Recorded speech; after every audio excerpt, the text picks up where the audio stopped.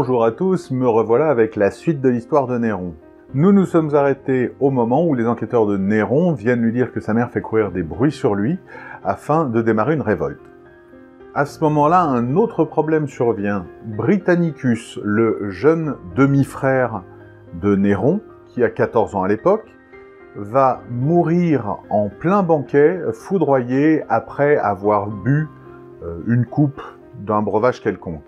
Bien entendu, Tacite et les autres historiens, tous détracteurs de Néron, ont expliqué que c'était forcément lui pour que Britannicus ne prenne pas sa place.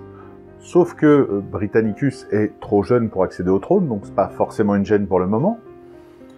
Et puis, chez ces détracteurs, les histoires un peu divergent. Certains disent que c'est après avoir bu une coupe d'alcool, d'autres qu'on lui aurait apporté une coupe de breuvage très chaud exprès pour qu'il demande à avoir de l'eau pour le refroidir et que ça aurait été dans l'eau qu'on avait mis le poison. Enfin bref, ce qu'on oublie de dire, et pourtant qu'on sait avec certitude, c'est que Britannicus était épileptique et que depuis sa naissance, il était très malade. Donc, est-ce que une santé faible et une épilepsie récurrente ne pourrait pas expliquer sa mort, surtout s'il picolait? Je ne sais pas, à voir. Et là, la gentille maman Agrippine se dit que c'est le bon moment pour aller voir Octavie, femme de Néron, et lui expliquer que son mari est un meurtrier psychotique, qu'il vient de tuer son frère, et qu'il faut absolument lui faire obstacle. Elle arrive d'ailleurs à convaincre Octavie.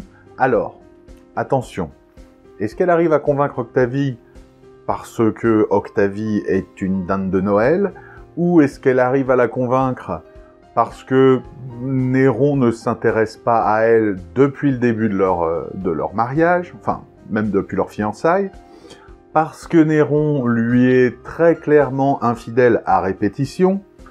Toujours est-il que leurs relations se mettent à être de plus en plus tendues. Et puis Agrippine se dit qu'après tout, une rumeur auprès d'Octavie c'est bien, mais si on peut la faire courir auprès du peuple entier, ce serait quand même beaucoup mieux. Donc elle va commencer à répandre la rumeur que non seulement Néron a empoisonné Britannicus, mais que, puisque Claude a été empoisonné, c'est bien la preuve que c'est Néron qui a empoisonné Claude pour prendre sa place. Sauf que, pas de bol, Néron a déjà fait beaucoup de choses qui sont très populaires auprès du peuple, et le peuple l'aime beaucoup. Par contre, Agrippine est déjà connue pour être une magouilleuse et une meurtrière. Du coup, eh bien, les soupçons qu'elle voulait faire porter sur Néron se retournent vers elle. Pas besoin de dire non plus que les rumeurs de maman Agrippine, ça commence un tout petit peu à saouler Néron, et qu'il lui offre une retraite au calme au bord de la mer. Une gentille façon de dire qu'elle a été totalement exilée. Malheureusement, Agrippine ne sait pas quand il faut s'arrêter.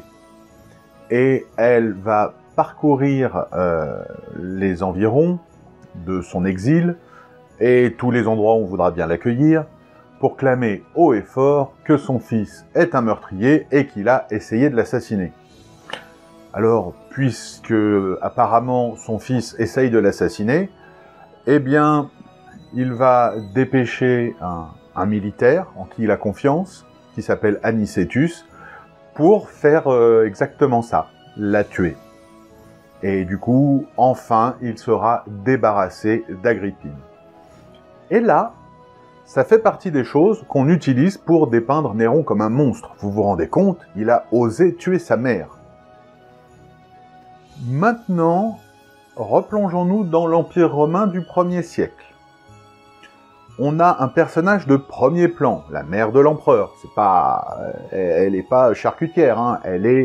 C'est la mère de l'empereur, qui passe son temps ouvertement à traiter l'empereur d'assassin et de comploteur, et à comploter contre lui pour le renverser. Mère de l'empereur ou pas, sous tous les autres règnes, elle aurait été égorgée au bout de 15 minutes. Lui l'a supporté pendant des années. Donc, au lieu de dire que ça a été un monstre pour avoir tué sa mère, il faut se rendre compte à quel point il a été patient avec elle, parce qu'elle a quand même enchaîné ânerie sur ânerie, avant d'en finir de façon un peu radicale peut-être, mais il n'y avait pas d'autre choix. Elle est complètement barjot. Dire que Néron est un monstre parce qu'il a fait tuer sa mère, c'est essayer de placer les valeurs de la France du XXIe siècle sur l'Empire romain du 1er siècle. C'est-à-dire, c'est faire une démarche anti-historique. Pour être clair, c'est être idiot. Maintenant qu'il n'a plus personne pour lui reprocher son amour pour les arts, il va s'y mettre à fond. Musique, théâtre, écriture, il va tout faire, même des courses de chars. Apparemment, il est plutôt doué pour ça, et il faut se rappeler que la course de chars, c'est assez dangereux comme activité, hein. C'est pas un truc anodin. Comme on l'a compris maintenant, Néron n'a pas le droit d'être tranquille 2 minutes.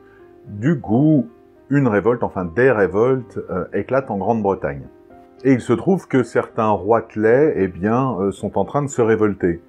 Après enquête, on s'aperçoit que Sénèque, un des 2 conseillers du tout début de Néron, a fait quelques prêts usuriers à ses roitelets, à des taux bien entendu absolument scandaleux. Et que fait un roi lorsqu'il ne peut plus rembourser l'argent qu'il doit? Eh bien, il se rebelle. Sauf que du coup, ce conseiller qui était si précieux et si sage devient un peu encombrant. Mais, eu égard à ses bons et loyaux services, il va être conservé à son poste. Il faut savoir que cette petite blague en Grande-Bretagne, ça coûtera la vie à 70 000 sujets de l'Empire romain. Malheureusement, Burrus, son autre conseiller de toujours, va décéder, de mort naturelle d'ailleurs, hein. Dans l'entourage de Néron, c'est bon de le préciser parce que c'est rare. Et Sénèque, lui, va demander à prendre une retraite anticipée.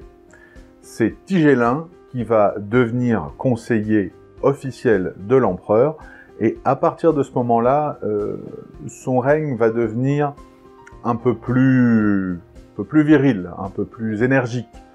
Mais attention, on est quand même très loin de ce que fera Galba, qui sera le successeur de Néron quand il arrivera au pouvoir. À ce moment-là, Néron apprend qu'Octavie est enceinte et le trompe, donc. Il faut prendre cette information avec beaucoup de précaution. Nous sommes à un moment où Néron est amoureux de Poppée, sa maîtresse officielle, qui est d'ailleurs enceinte. Donc, on peut penser qu'il a fait ça pour divorcer d'avec Octavie, pour officialiser l'histoire avec Poppée. Toujours est-il qu'il lui offre un exil plutôt luxueux en Campanie, et du coup, eh bien, il va avoir une petite fille, Claudia Augusta, qui est donc la fille de Néron et de Poppée. Malheureusement, cette petite fille ne vivra pas longtemps, à peine quelques mois, et quand elle est morte, eh bien, ça a plongé Néron dans une dépression horrible, et il s'est réfugié dans ce qu'il fait toujours, c'est-à-dire la pratique des arts. Mais attendez, on n'en a pas fini, puisque Anicetus, celui qui s'est occupé de faire taire définitivement maman Agrippine, a accompagné Octavie sur l'île de Campanie pour son exil. Et quand il revient voir Néron, il lui explique qu'Octavie l'a fait boire, lui a fait des avances, et lui aurait proposé de monter la flotte contre Néron pour le renverser. Là, du coup, on n'a aucune preuve, hein, c'était une discussion, donc on n'a aucune preuve de ce qu'il avance. C'est peut-être vrai, c'est peut-être faux. En tout cas, Néron prend assez mal la blague, hein. Là il n'a plus vraiment le sens de l'humour, et il va envoyer une lettre à Octavie en lui ordonnant de s'ouvrir les veines. C'est comme ça qu'on fait à l'époque quand on veut laisser son honneur à quelqu'un, et Octavie le fera. Où elle a été aidée, ça on ne sait pas, on n'était pas là pour vérifier. Et encore une fois, voilà un autre exemple de ce qu'on utilise pour dire que Néron est un monstre. Néron, vous vous rendez compte, a fait tuer sa femme pour être avec sa maîtresse. Peut-être. Peut-être pas. Peut-être qu'Octavie l'a vraiment trompé, peut-être aussi, mais surtout l'a vraiment trahi, et qui lui reprocherait, elle est avec un mari qui la trompe, qui la délaisse et qu'elle déteste. Ce serait pas bizarre.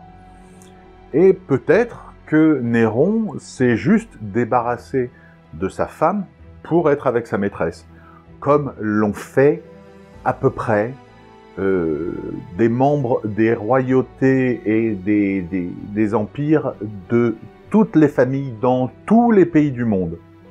Sauf que, encore une fois, on prend la mentalité des années 2000 et on s'en sert pour faire d'une personne un monstre en oubliant de dire que ce genre de pratique a été tellement courante qu'elle est absolument banale à l'époque.